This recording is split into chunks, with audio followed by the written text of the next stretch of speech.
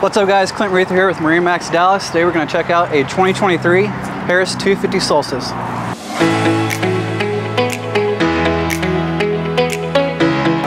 Now that we're in the bow of the 250 Solstice, a lot of seating up here, a total of 8 cup holders.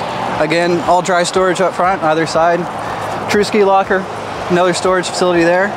Now that we're in the cockpit of the boat, this is equipped with an upgraded option on the Ion Tower from Harris, along with your twin JL speakers on the tower. To the helm, you have the upgraded dual Simrad screens, so everything is through those screens, air and water temp, tachometer. This is equipped with RGB lighting, interior and exterior as well.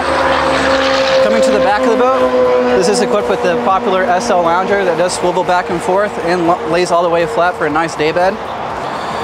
Massive storage locker again back here, and then along with the integrated cooler with the drain as well. This is equipped with the Mercury 350 V10. If this is something that interests you, come check us out. My name is Clint Reether at MarineMax Dallas.